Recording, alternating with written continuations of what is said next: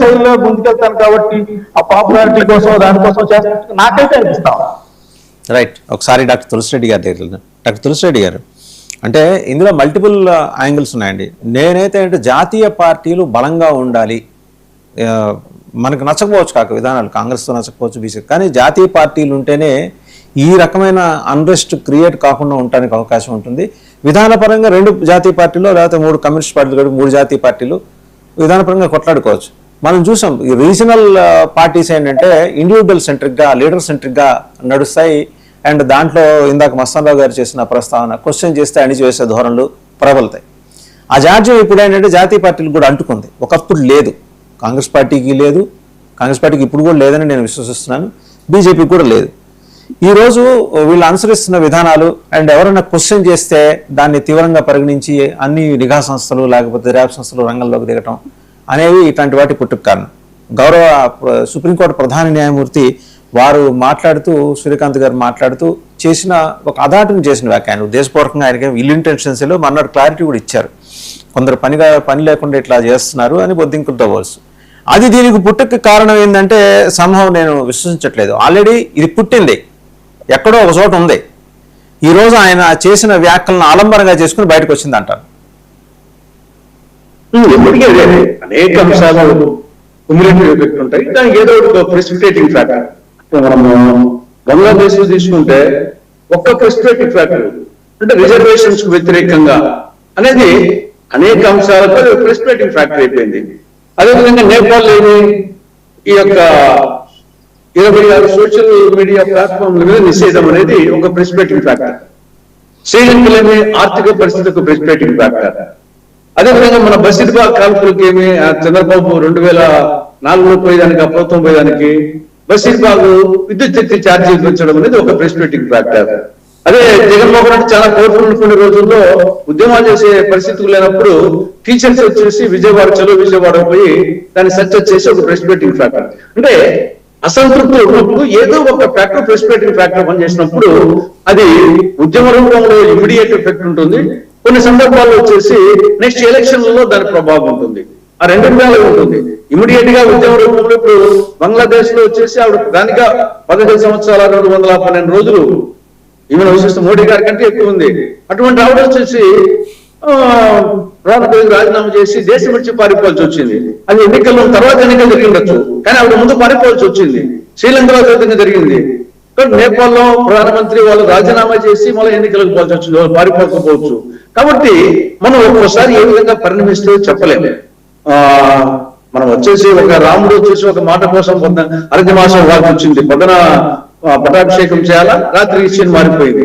కాబట్టి ఎలా ఉంటే మనం పరిణమించ పరిస్థితి చెప్పలేము. ఇక్కడ కూడా నాకు తెలిసి మస్తాన్రావు గారు చెప్పినట్టు అంశాలు ఇక్కడ ఒక 4-5 అంశాలు. సుప్రీంకోర్టు చీఫ్ జస్టిస్ పదవి విరమణ తర్వాత అతనికి రాజ్యసభ లాంటి నామినేటెడ్ పోస్ట్ ఇవ్వకూడదు ఒక ఐటమ్ పెట్టారు.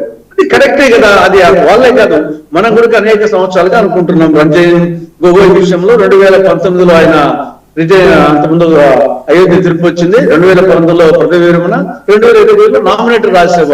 కాబట్టి ఇది ఇటువంటి ఒక ఈ యొక్క కాకపోతే ఎంత పట్టినే కాదు, మీరు నేను అందరం కూడా వచ్చేసి వద్దనే అంటున్నాం కదా వచ్చేసి. అదేవిధంగా నెక్స్ట్ ఓటర్ల జాబితాలో అవకతవకలు దాన్ని సెర్చ్ చేయమని చెప్పేసి దేశంలో అందరూ చెప్తున్నారు, వీళ్ళు చెప్పారు. తర్వాత పార్టీ ఫిరాయింపులు, ఇది వచ్చేసి రాజీవ్ గాంధీ గారు ప్రయత్నం చేశారు, వాజ్పేయి గారు ప్రయత్నం చేశారు, అమెండ్మెంట్స్ ఇచ్చారు. అయినప్పటికీ ఇంకా ప్రూఫ్ కావాలనుకుంటున్నారు. అది మొత్తం స్పీకర్ చేతిలో పెడితే అది కావడం అనేది.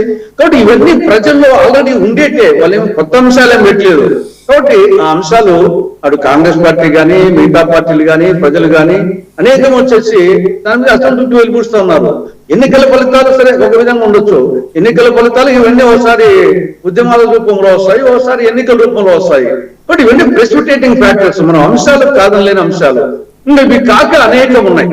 ఇప్పుడు ఈ 5 అంశాలు పెట్టేప్పటికీ రైతాంగం సంక్షోభంలో ఉంది, ధరలు పెరిగిపోతున్నాయి, నిరుద్యోగం పెరిగిపోతా ఉంది, నీట్ ఎగ్జామ్స్ సక్రమం కండక్ట్ చేయలేకపోతున్నారు, వ్యవస్థలు దుర్వినియోగం అవుతున్నాయి, రూపాయి విలువ పతనం అయిపోతుంది, అప్పులు విపరీతంగా పెరిగిపోతున్నాయి, తలసరి ఆదాయంలో ఎక్కడో అగదాల కట్టకాడున్నాం, సంతోష సూచికలు ఎక్కడో ఉన్నాం, ఆకలి సూచికలు ఎక్కడో ఉన్నాం, హ్యూమన్ డెవలప్మెంట్ ఇండెక్స్ ఎక్కడో ఉన్నాం.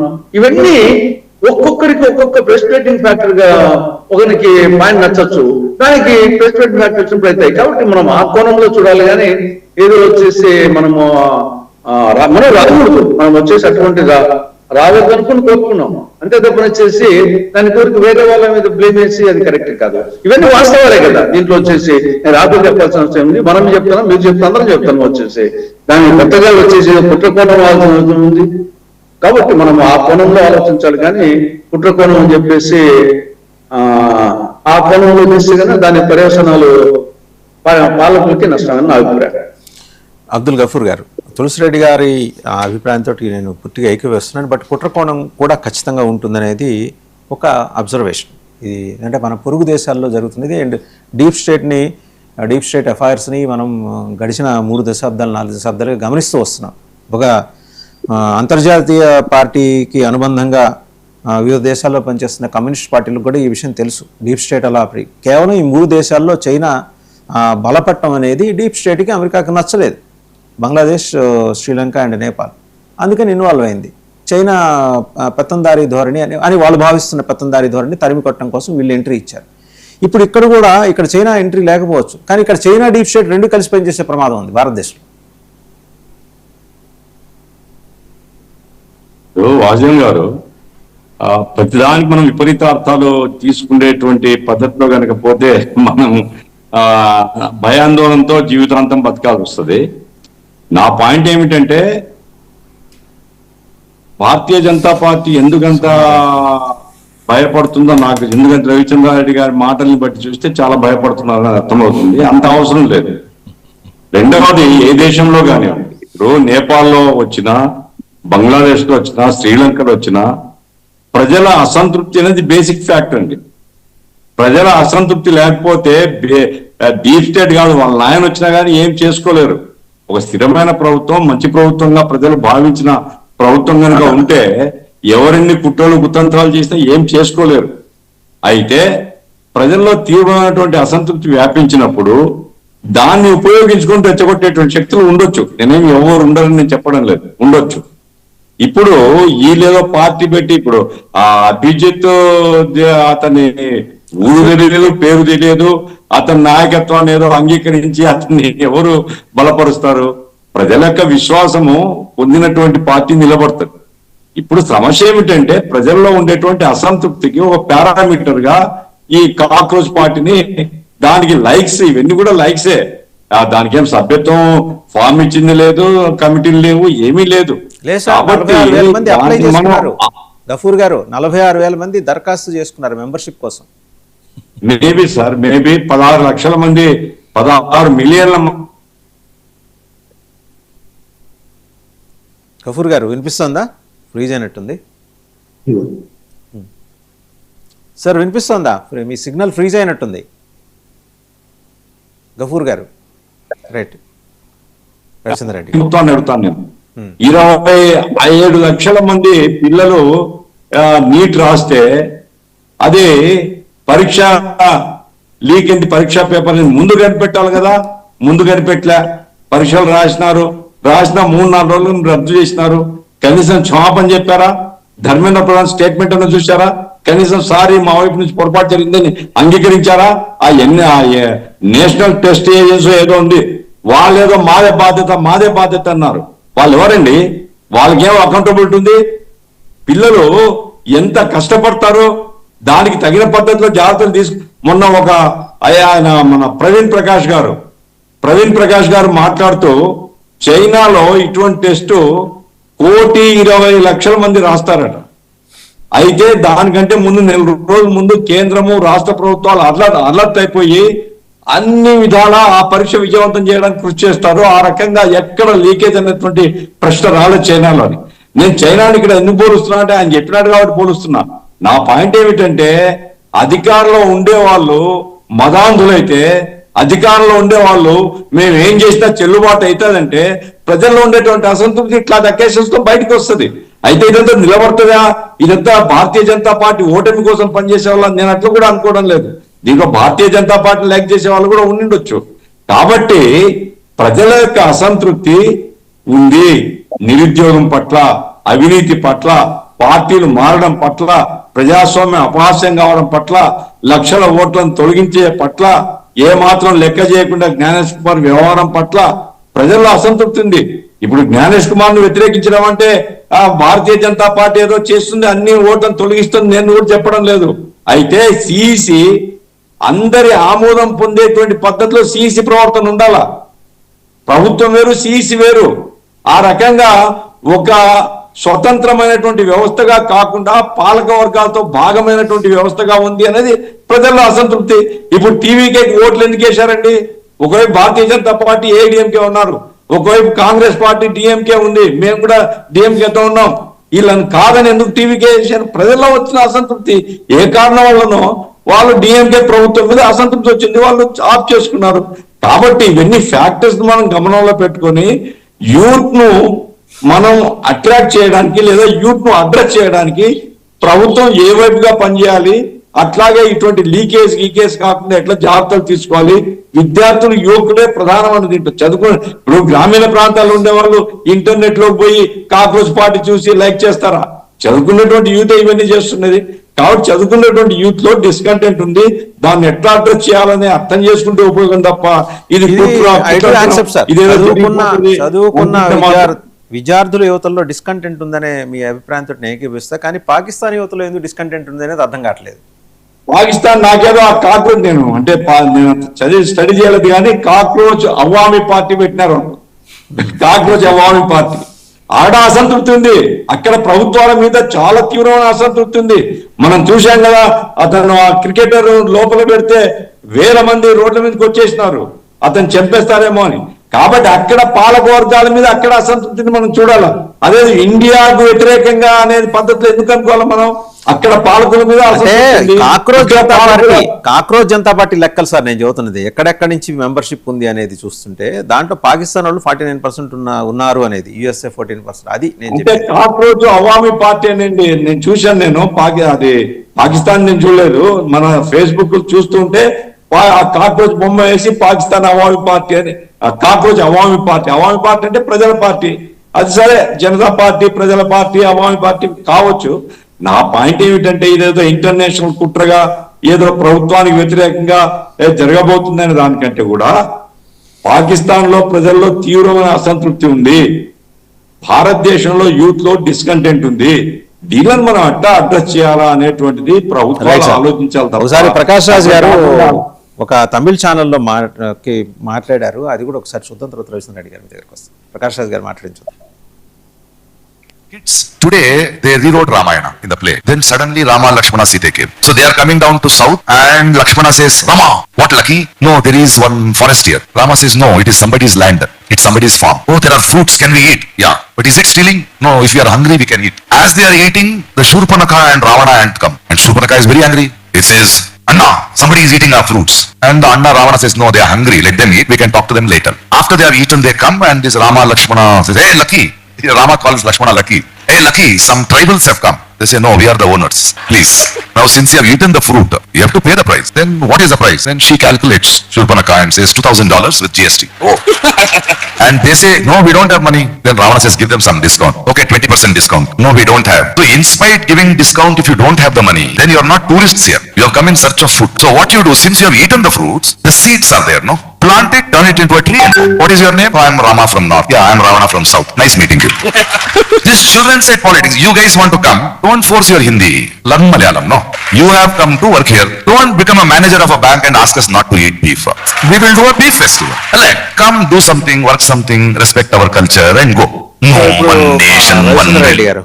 చూసారు కదా, ప్రకాష్ రాజ్ మనము కాంగ్రెస్ పార్టీ రిప్రజెంటేటివ్ గా ప్రకాష్ రాజు తీసుకోవాల్సిన పని లేదండి. ప్రకాష్ రాజు ఆయన క్యారెక్టర్, ఆ క్యారెక్టర్ టిపికల్ గా ఉంటది.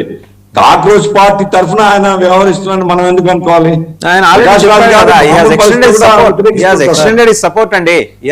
రవిచంద్ర రెడ్డి గారు 4 లాంగ్వేజ్లు వచ్చి లేదా 5-6 లాంగ్వేజ్లు వచ్చి అనేక చిత్రాల్లో యాక్ట్ చేసి కొంత ఫేస్ ఐడెంటిటీ వచ్చాక ఈ దేశంలో రాముణ్ణి అవమానించే దుర్మార్గానికి పాల్పడ్డ ఒక పిచ్చోడు అతి తెలివితేటలు చూపిస్తూ మాట్లాడే మాటలకి నేను వాల్యూ ఇవ్వదలుచుకోలేదు. కానీ దాని మీద కూడా చట్టపరంగా హిందూ ధర్మాన్ని అవమానించినప్పుడు ఖచ్చితంగా చర్యలు ఉండాలని నేను కోరుకుంటాను, ఒక హిందువుగా కోరుకుంటాను. అంతేకాకుండా ప్రతిదానికి దుర్మార్గమైన ఏదైతే ఇప్పుడు నరేషన్ ఇచ్చాడో ఇదే నేను చూడడం. దీని గురించి కూడా ఎవరో డిస్కౌంట్ ఇచ్చారంట, వాళ్ళ ల్యాండ్ అంటే వీళ్ళ ల్యాండ్ అంటే వీడికి చెప్పారా చెవులో ఇవన్నీ? ఆ రోజు ఈ విధంగా మాట్లాడి, ఆ రోజు ఇదే ఇంగ్లీష్లో మాట్లాడి వాళ్ళందరూ ఇతనికి చెవులో ఎక్స్ప్లెయిన్ చేశారా? ఈ పిచ్చోడికి ఎక్స్ప్లెయిన్ చేశారా? కాదు. కానీ ఒక భావజాలం, సెటిల్డ్ భావజాలం ఏదైతే ఉంటుందో, కొన్ని పార్టీలకి కొన్ని భావజాలాలకు వ్యతిరేకంగా ఎవరైతే మైండ్ని పూర్తిగా ఫ్రీజర్లో పెట్టి ఆ విధంగా మాట్లాడతారో ఇది దుర్మార్గమైన హేట్ కల్చర్. ఈ హేట్ కల్చర్ ఏదైతే ఉందో, ఇలాంటి హేట్ కల్చర్ నుంచి పుట్టిన పార్టీయే, ఆ మురికి కోపంలోంచి పుట్టిన పార్టీయే కాక్రోచ్ జనతా పార్టీ అని ఏదైతే నేమ్ చేశారో, కాక్రోచ్ కాంగ్రెస్ పార్టీ అని పెట్టనప్పుడే వాళ్ళ ఉద్దేశాలు ఖచ్చితంగా మనందరికి అర్థమవుతాయి. ఎందుకంటే ఒక పార్టీని ఎంబ్రాస్ చేయడం కోసం, ముఖ్యంగా రాబోయే పంజాబ్ ఎలక్షన్స్కి సంబంధించి ఆమ్ ఆద్మీ పార్టీ సర్వైవల్ కోసం ఏదైతే పెనుగులాడుతుందో, రాఘవ్ చెద్దా అండ్ టీం ఏదైతే ఉన్నారో వాళ్ళు ఖచ్చితంగా ప్రభావశీలంగా భారతీయ జనతా పార్టీలోకి ఎంటర్ అయిన రోజే ఈ కుట్రకు బీజం పడింది. అంతకుముందే ఏమన్నా పడిందో తెలియదు. దీని మీద ఇప్పుడు నిర్మాణాత్మకమైన దర్యాప్తు కూడా జరుగుతుంది. దీంతో పాటు కలగాపలకంగా ఏదైతే రాహుల్ గాంధీ గారు ప్రెసిపిటేటివ్ ఐటమ్స్ గురించి ఏదైతే ఖచ్చితంగా ఇవన్నీ కూడా ఇంపాక్ట్ ఓరియంటెడ్ గా మనం క్వశ్చన్ చేయాల్సిన అంశాలు, ఇవన్నీ కూడా లీడ్ టు ద ఉద్యమమనో, లేకపోతే ప్రభుత్వాలు కూలిపోయేదానికనో, లేకపోతే రాబోయే ఎలక్షన్ లో ప్రభావితమనో ఏదైతే చెప్తున్నారో తులసిరెడ్డి గారు కానీ, లేకపోతే గపూర్ గారు కానీ, మస్తాన్ రావు గారు కానీ, ఈ అంశాలన్నింటినీ ప్రశ్నించడానికే కదా ప్రతిపక్ష పార్టీలు ఉన్నాయి. ప్రతిపక్ష పార్టీలు ఈ రోజు పార్లమెంట్ లో ఏమన్నా చాలా బలహీనంగా ఉన్నాయా?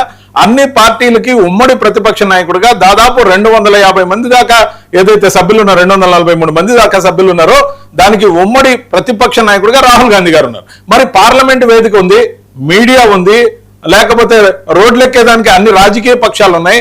ఇవన్నిటిని వదిలేసి దేశం బయట పోయి దేశానికి వ్యతిరేకంగా మాట్లాడుతూ దేశం కోసం నిరంతరం కుట్ర చేసే అనేక ఏజెన్సీలతో, ముఖ్యంగా సరోజ్ లాంటి వాళ్ళతో టీమప్ అవడంతో పాటు ఇక్కడ ఒక కుట్ర కోణం ఇండి కూటమి మీద బలహీనపడింది. కాబట్టి ముఖ్యంగా రాబోయే పంజాబ్ ఎలక్షన్స్ కి ఉపయోగపడే విధంగా ఒక యువకుడు ఒక పిచ్చితనాన్ని ప్రదర్శించి ఒక పూర్తిగా ఒక మైండ్ సెట్ తో, ఇప్పుడు ప్రకాష్ రాజుకి ఉన్న మైండ్ సెట్ లాంటి దుర్మార్గమైన మైండ్ సెట్ తో తయారు చేసిందే cockroach Janata party. It should be actually in name of cockroach Congress party అంటే నాకేం అభ్యంతరం లేదు. దేశం కలర్స్ వేసుకున్నారు, కాంగ్రెస్ పార్టీ జెండాలో ఆ రిజంబ్లెన్స్ ఉంది. కానీ తెలివిగా దేశాన్ని ఉద్ధరించడానికి one government, one nation, one change అంటే వీళ్ళు కోరితే విదేశాల్లో కూర్చొని ఒక మాస్టర్ చేసుకున్న ఒక పిచ్చోడు ఎవడో మాట్లాడితే అది ఆమ్ ఆద్మీ పార్టీకి సంబంధించిన హ్యాండ్లర్ గా వాడు ఎవరైతే ఉన్నాడో, ముఖ్యంగా సోషల్ మీడియా హ్యాండ్లర్ గా సుదీర్ఘంగా వాళ్ళ సోషల్ మీడియాను చూసిన ఇన్ఛార్జ్ గా ఎవరైతే చేశాడో, ఈ పిచ్చి పనికి ఏదైతే సమర్థన వస్తుందో, ప్రతి మనిషిలో ఒక good and bad and ugly అని రకరకాల కంటెంట్స్ ప్రతి ఒక్కరి మైండ్ లో ఉంటాయి, ఎంత మంచోడి మైండ్ లో కూడా ఉంటాయి. అందుచేత వీళ్ళకి వచ్చిన ఫాలోయింగ్ చూసి, అది విదేశాల నుంచి స్పష్టంగా గూగులే చెప్తుంది, ఏదైతే 49% పాకిస్తాన్ నుంచి వచ్చారని, యుఎస్ఏ నుంచి 14% వచ్చారని, బంగ్లాదేశ్ నుంచి 14% వచ్చారని, ఇది దేశ వ్యతిరేకంగా జరుగుతున్న కుట్రని మేమంటే కాదు, చాలా అంశాలు ఉన్నాయి. చాలా అంశాలు ఉంటే ప్రశ్నించడానికి ప్రతిపక్ష పార్టీలు ఉన్నాయి, ప్రతిపక్ష పార్టీలకు నాయకులు ఉన్నారు. ఉమ్మడి ప్రతిపక్ష పార్టీ నాయకుడిగా రాహుల్ గాంధీ ఉన్నారు. మరి భారత్ జోడో యాత్ర చేశారు. భారత్ తోడో కార్యక్రమాలు ఎందుకు చేస్తున్నాడో అర్థం కాని పరిస్థితి. ముఖ్యంగా ఒక్క మాట చెప్పదలుచుకున్నాం, ఇలాంటి పిచ్చి పిచ్చి పనులు చేసేవి 4 రోజులు న్యూస్ ఐటమ్. కచ్చా బాదం అనే ఒక పాట దేశాన్ని ఊపేసింది. పాపం అతన్ని మ్యూజిక్ డైరెక్టర్ చేస్తారని కొంతమంది అడ్వాన్సులు కూడా ఇచ్చారు. కానీ ఆ తర్వాత అందరు రీల్స్ చేశారు. దేశం అంతా ఎటు చూసినా, ఏ షాట్ చూసినా, ఏ రీల్ చూసినా అదే. దాని తర్వాత ఈ రోజు ఎక్కడ ఆ పాట వినపడ్డా, ఆ మనిషి కనీసం ఉపాధి కూడా లేకుండా మళ్ళా రోజు కూలికి పోతున్నాడు, అదే శనక్కాయ విత్తనాలు అమ్ముకుంటున్నాడు. అదే విధంగా ఇలాంటివన్నీ కూడా ఒక మీడియా హైప్, ఏదైతే సోషల్ మీడియాకు ఒక న్యూస్ కావాలి, ఒక కొత్తదనం కావాలి, ఈ కొత్తదనం కోసం పరితపించేటప్పుడు ఇవన్నీ కూడా టెంప్టింగ్ గా ఉంటాయి. నస్సారావు గారు, ఈ డెవలప్మెంట్స్ అన్ని చూశారు అంటే సెలబ్రిటీస్ వచ్చేసారు కాబట్టి ఇది అసలు అద్భుతంగా రాణిస్తుంది అనే ఒక భావన క్రియేట్ చేయడం, కేవలం 4-5 రోజుల్లో ఇంత మొమెంటం క్రియేట్ కావడం. నేననేది ఇందాక మీరు చేసి లేవనెత్తిన అంశాలన్నీ కూడా ప్రభుత్వం పరిశీలించాల్సినవి. గఫూర్ గారు, పెద్దల తులసిరెడ్డి గారు మాట్లాడారు. ఏవి నీట్ ఎగ్జామ్లో ఈ అవకతవకలు, దేశవ్యాప్తంగా పెరిగిపోతున్న నిరుద్యోగం, ఇంకా రకరకాల అంశాలు ఉన్నాయి, ధరలు, ద్రవ్యోల్బణం, ఇవన్నీ. But at the same time దీన్ని రూల్ అవుట్ చేయలేం కదా. ఒక డీప్ స్టేట్ కుట్ర ఇందులో డీప్ స్టేట్ ఇన్వాల్వ్ అయిందనే అంశాన్ని మనం రూల్ అవుట్ చేయలేం కదా. ఇవన్నీ ప్రశ్నించడానికే ప్రతిపక్ష పార్టీ నాయకులు ఉన్నారు సార్. అంటే ఆయన వీళ్ళు ఏం చేస్తున్నారు, వీళ్ళు చేతకాదని చేతులు ఎత్తేసారా? లేదు, ఆయన ఈ MN1 కొలంబియా టూర్ లో ఉన్నారు. ఈ లోపల ఈ పార్టీ పుట్టుకొచ్చింది. మస్తాన్ రావు గారు. సార్ ఇప్పుడు మీరు ఇందాక చెప్పారు డీప్ స్టేట్ కుట్ర లాంటిది ఉంది, ఇంటెలిజెన్సీ వైఫల్యం ఉంది, ఇవన్నీ జరుగుండొచ్చు. దాని నుంచి మీరు ఇన్వెస్టిగేట్ చేయండి. నేననేది ఏంటంటే ఇప్పుడు రవిచంద్రారెడ్డి గారితో చెప్పేది ఏంటంటే జనతా అంటే నా ఉద్దేశంలో భారతీయ జనతా పార్టీ అని కాదు, జనతా అంటే ప్రజలు అనే అర్థం వచ్చింది కాబట్టి వాళ్ళు తీసుకున్నారని నేను అనుకుంటున్నాను. భారతీయ జనతా పార్టీ విమర్శించాలని కాదు. అయితే ఇంకోటి ఏంటంటే గొప్పగా చెప్పినట్టు పార్టీగా రూపాంతరం చెందుతామంటే చెందకపోవచ్చు, కానీ వాళ్ళు లేవనెత్తిన అంశాలు మాత్రం చాలా బలంగా ప్రజల నుంచి వచ్చినవి అనేది మాత్రం మనం చూడాలి. అది 46,000 మంది చేరి ఉండొచ్చు, లేకపోతే ఇది అంతర్ధానం అయిపోయి ఉండొచ్చు కూడా ఆయన చెప్పిన కచ్చాపాదం లాగా. కానీ వాళ్ళు ధర్మేంద్ర ప్రధాన్ రాజీనామా చేయాలని ఒక వీడియో పెడితే దానికి కూడా 60 లక్షల మంది ఫాలోవర్స్ వచ్చారు. అంటే నీట్ ఎగ్జామ్ లో 22 లక్షల మంది కుటుంబాలు చాలా ఆవేదనతో ఉన్నాయి. వాళ్ళ పిల్లలు ఏమైపోయారు, చాలా పదుల సంఖ్యలో ఆత్మహత్యలు చేసుకుంటున్నారు. సో దాన్ని మనం తీసేద్దామా? అలా కాదు కదా. నేననేది ఏంటంటే ఖచ్చితంగా వీటి మీద చర్చ జరగాలి. ఇది 2 రోజుల్లో ముగిసిపోతుందా, ఈ ఓన్లీ డిజిటల్ ఏదో ఒక 2-3 రోజుల్లో అంతర్ధానమే మిగతా ట్రెండింగ్ ఫాలో అయ్యేలాగా జరిగిపోతుందా, సబ్జెక్ట్ గా మిగిలిపోతుందా అనేది పక్కన పెడితే, ఇది పార్టీగా రూపాంతరం చెందకపోయినా ఖచ్చితంగా వేరే పార్టీలకి ఏదైతే పోరాడుతా ఉన్నారో ఆ పార్టీలకు కూడా మద్దతుగా కూడా యువత నిలవచ్చు. ఎందుకంటే కమ్యూనిస్టులు ప్రశ్నించే వాళ్ళు అంతర్ధానం అయిపోయిన పరిస్థితి. అది ప్రజలు చేశారా లేకపోతే ఏం జరిగిందా, దానిలో వ్యవస్థలో వచ్చిన మార్పా మనకు తెలియదు. ఇంకో రకంగా చూస్తే ఇప్పుడు నక్సలైట్లు కొన్ని సందర్భాల్లో వాళ్ళు ఆయుధ పోరాటాల ద్వారా మంచిది కాదు, కానీ వాళ్ళు లేవనెత్తే అంశాలు కూడా మంచిగానే మనం ఆలోచించాం. కానీ అది చట్ట వ్యతిరేకంగా ఉంది కాబట్టి వాళ్ళని దూరంగా పెట్టాం, వాళ్ళని అణచివేశాం, లేదంటే వాళ్ళు లొంగిపోయేలా చేశాం. సో ఇక్కడ ఏంటంటే యువత ఈ విధమైన అండర్స్ట్ కలిగి ఉందనే ఒక భావన వచ్చినప్పుడు దేశంలో ఇప్పుడు అదంతా ఎందుకు నిన్న సుప్రీంకోర్టు ఒక రిజర్వేషన్ అంశాన్ని సున్నితమైన అంశాన్ని టచ్ చేసిందండి. అది నిజంగా ప్రజల్లో అందరితో చర్చ ఉంది. ఎందుకు డబ్బులు ఉన్న వాళ్ళు కూడా చేయాలి అనేది. అది నేను కులాలను ఎత్తట్లేదు, కానీ డబ్బులు క్రిమినల్ అంశాన్ని మనం చూడాల్సిన అంశం ఉందనేది దేశవ్యాప్తంగా చర్చ జరుగుతుంది. మెరిటోరియస్ స్టూడెంట్స్ అందరూ కూడా వెనకబడిపోతున్నారు. మనం అది కాదన్నామా? సుప్రీంకోర్టు ఈ రోజు టచ్ చేసింది కదా, అలా సుప్రీంకోర్టుని విమర్శిద్దామా? కాదు కదా. నేననేది ఏంటంటే యువతలో జంజీ వాటిలో సంబంధించి ఏదైతే లేవనెత్తున్నారో, మీరు రవిచంద్రారెడ్డి గారు అన్నట్టు పార్లమెంట్ లో ప్రశ్నిస్తున్నారో లేదంటే అక్కడ బుల్లో చేసేస్తుంది అధికార పక్షం. కనీసం ప్రతిపక్షానికి విలువట్లేదు. వాళ్ళు సర్వ్ విషయంలో ఎత్తినా, ఓడ్చేరు విషయంలో ఎత్తినా, లేదా అదాని విషయంలో ఏదైనా లేవనెత్తినా బుల్లో చేస్తున్నారు తప్పితే సమాధానాలు చెప్పట్లేదు అనేది కూడా మనం ఆలోచించాలి. వాళ్ళకి సమాధానం చెప్పారు. ఒక్క నిమిషం